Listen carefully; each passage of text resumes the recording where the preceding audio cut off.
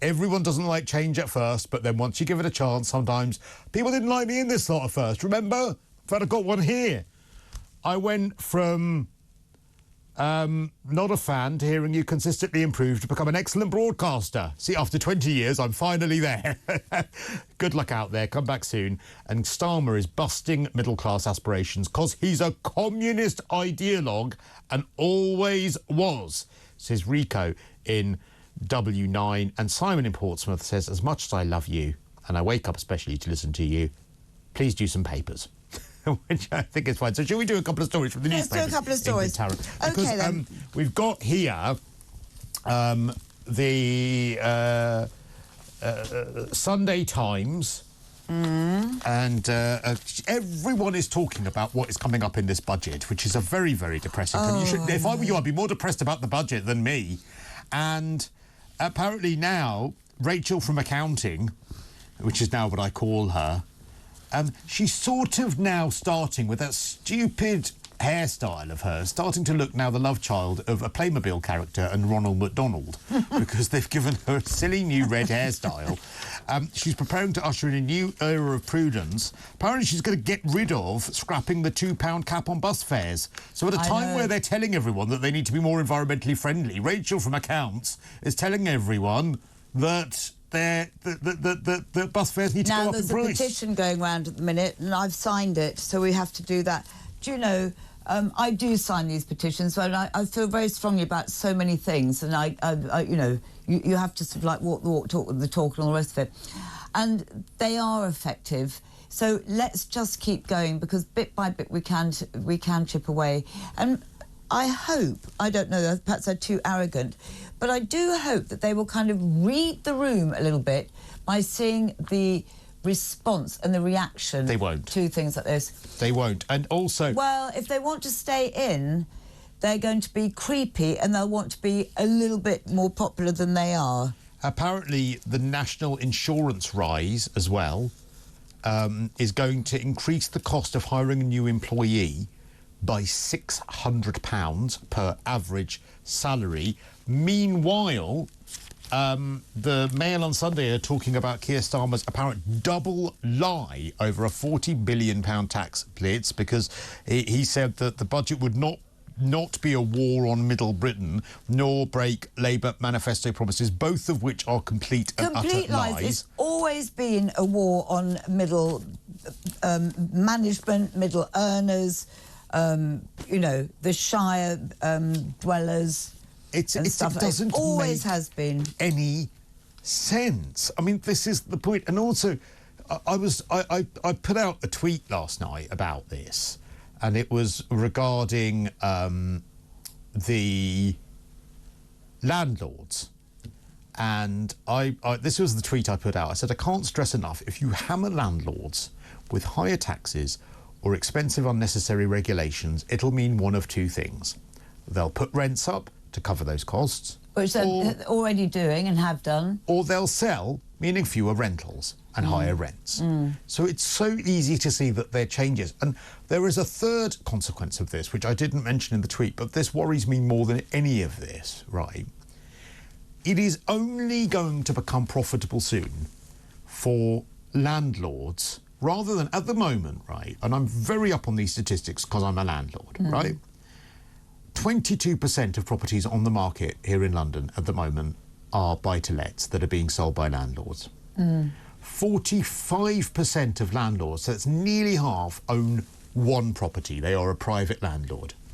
85% own between 1 and 4 properties. Again, very small private landlords. It's just looking after securing their future, isn't it? Exactly. And those are the ones being hammered, right? And if you are a private landlord that owns the property that you have as in your own name, as part of your being self-employed, as a self-employed part of your income, you are being absolutely hammered with regulations, with tax, with everything else. So it is no longer profitable, right? No, but let's not forget as well that mortgages went so high. Yes. So that had the knock-on effect on that, of course, went to the tenants.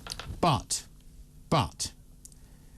one of the consequences of this is going to see the biggest transfer of wealth from private individuals to massive corporate entities, because it is no coincidence to me that at a time when they are hammering private landlords, of which, like I said, 85% own 4 or under properties, Lloyds Bank have announced that they are buying 50,000 buy-to-let properties. And this is exactly it. This is the WEF. You will own nothing and be happy. They are just taking it. It's creep. Biggest transfer of wealth from the private individual to massive corporate entities. And massive corporate entities are not subject to the same taxes as a private landlord, because it's your tax as a company rather than as an individual.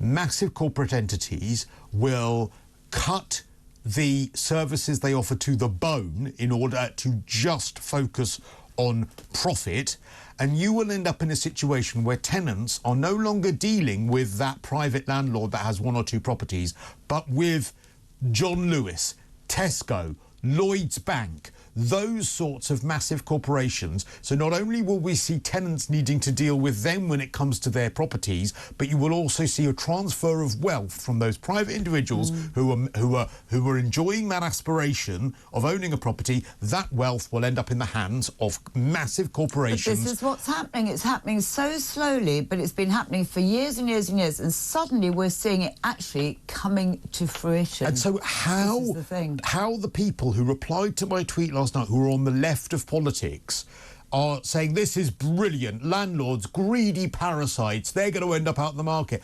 And they are literally the turkeys asking for Christmas. Because if they think they're going to get a better deal or a better service from from Lloyds Bank owning their property that they rent out than Joe Bloggs, who owns 2 flats down the street, then they are so mistaken. But it also goes to show that what is happening and the direction of travel in this country is that if you are someone who is not a millionaire but aspires to do better, you are going to be priced out of that by huge corporations that are going to end up filling that void. And so it's going to be a transfer of wealth from the aspirational middle classes to huge corporations. That terrifies me. And you know, there's another sinister aspect to that, because they will watch because this is all come under the sort of central digital banking as well. Are you a good person? Are you drinking wine, or are you smoking, or are you eating your 3 fruits a day, blah, blah, blah, blah, blah.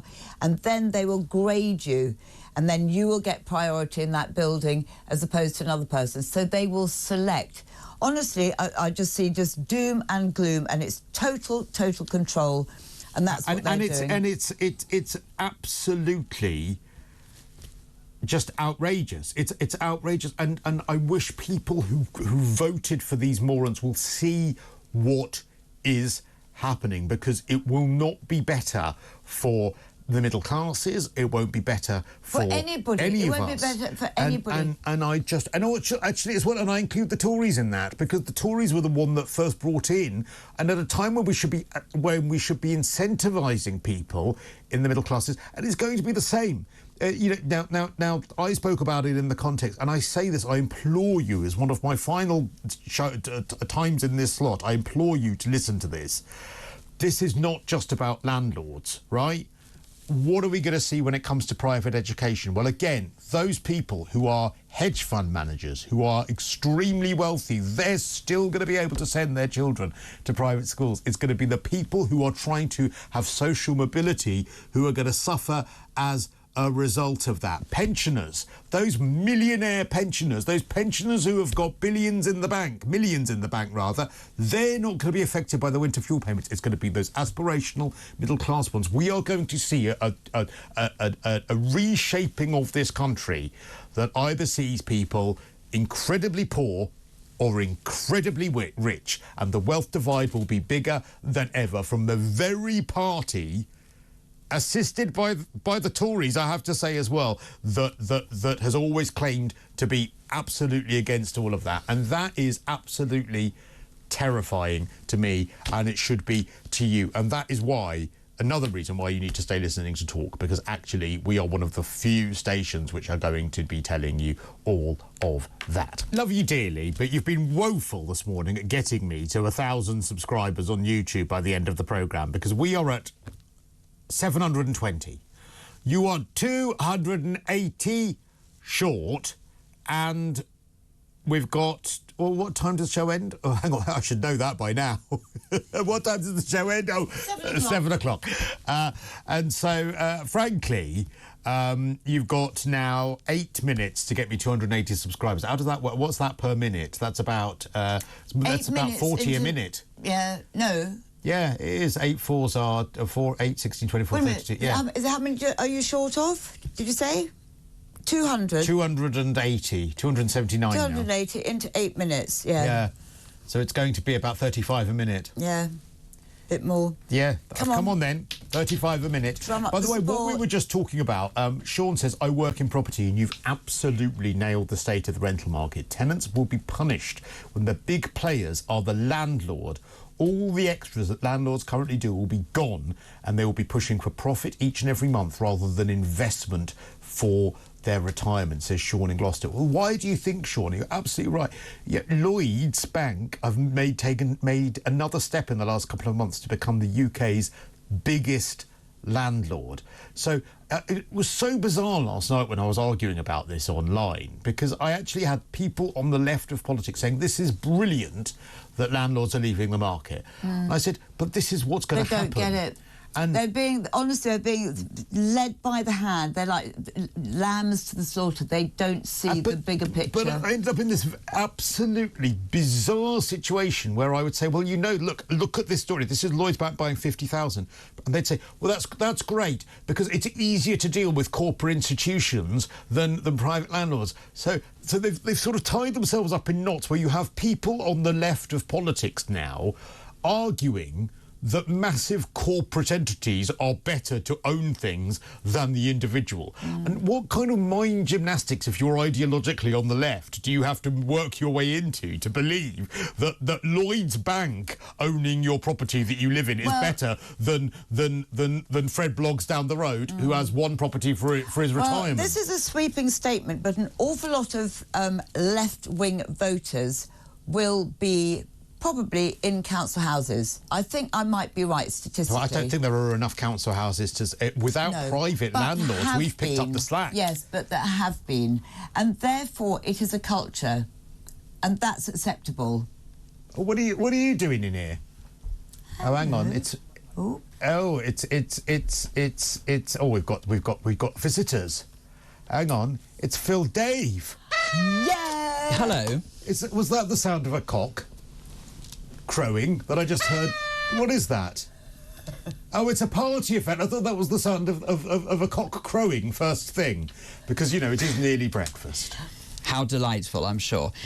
Cristo, I know that you weren't expecting this, but the reason why I have graced your studio with my presence is because that it would be remiss on your final weekend early breakfast not to say on behalf of all of us at Talk how much you will, unbelievably enough, be missed from the weekend schedule, and how grateful we are for everything that you have done in terms of waking us all up. Oh, thank you. So it was just a little sort of flying visit to say thank you, and hopefully we see you again very soon on. Thank you. And, you know, this is not the end. I'll be back doing cover, and I've offered my services at Christmas, doing anything. I'll clean the loos. Well, I was going to say, I mean, it wouldn't be Christomas without you, would it? Well, I really want to do my Christmas morning show.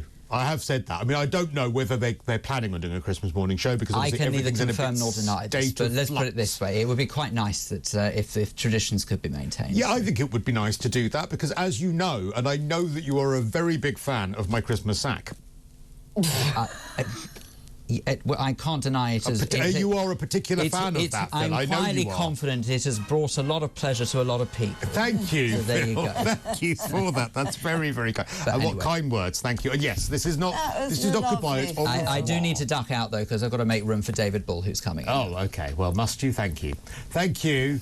And look, another one here in a hideous shirt. It is David Bull. We're up to 755 subscribers, by the way. We're trying to get me to 1,000 YouTube subscribers by the end of the programme. And we're at... Can we quit with the sound effects? To do what? Subscribing for you to do what? To talk. I see. Talk on YouTube. Eruditely, hilariously, pithily. That's my job. I see. can see how far it's got me. Well, I was about to say it's gone well, hasn't it? Good morning, how are you? Ingrid, how lovely to see you. Well, it's jolly nice to see you. Yes, well, I heard my name, actually. You were chatting and I heard my name as I was walking down the corridor and I thought, and you said something lovely, so thank you very much. Yeah, I didn't. No, you didn't. No, you definitely didn't. No. I said, actually, I'm amazed your show has survived the changes. I think we all are. I think we... I've read that. I read that on the toilet wall. Yes, I wrote it. Not surprised. How are you this morning? I'm all right, thank you very much. I'll Yes. miss this. Yes, I mean, our handovers, I think, are legendary. And actually, last night you were texting me in bed. Yes. And I said, this is true, actually. I said I would miss them, yes. Yes, I actually always wondered whether they would, just as a special at Christmas when you give us an hour together on a show where we just talked to each other. Let's pitch it. Do you think we should? I think we should. I think we should because brilliant I mean, idea. I think sometimes people think it's really acerbic and we're really rude to each other, but it's actually done with love. Of course it is. Otherwise, you couldn't say things like that anyway. Exactly. I only Both got humour. am like this to people I love. Genuinely, Really? I only say that like this. Lucky to me. People I love. I mean, because I wouldn't be saying that basically that shirt is an assault on my eyes and every other sense that I have if I didn't love you. I think this. At least I don't have a crocus. What are you talking about? It's just the way I'm sitting. It looks like a crocus. It needs some ointment on it, I think, and it might shrivel up. Well, that's why you're a doctor. Yes. Okay, very quickly, what have you got coming up? Oh, I see. Yes. Well, we're going to be talking about this budget. 3 days to go until the budget. Of course, we're now hearing so many businesses, 1,600 businesses, shutting up before the budget. I think people are so trepidatious about what is about to unfurl. Meanwhile, I love this. Rachel Reeves says at the front page of The Observer this morning, my budget will match the greatest economic moments in history. Yeah. Talk about overdoing your part. Well, if someone said that to you as a patient, you would have to take a very detailed history. Yeah, and also imagine you these are delusions of grandeur. Going into hospital and you said, this is going to be the best operation I've ever done. I know. All right, anyway, that's and lots it. more beside, future politics, all the rest that you'd expect from a Sunday. And René's in later. Good. All right, thanks, Ingrid. Thank you. Love you. Cristo, thank you. I have loved being on your shows. Thanks, and David. I've loved the handovers. Listen, that's it from me, and hopefully I'm going to be back, but that's it for Weekend Early Breakfast. Do give the new schedule a chance. I know that sometimes change is quite upsetting, but give it a chance because you might enjoy it, and a lot of people hopefully will. But that is it from me for now here on Weekend Early Breakfast. I want to say a big thank you to all of you. You are wonderful. I have loved talking to you over the years. Hopefully we'll get a chance to meet again. This is Talk.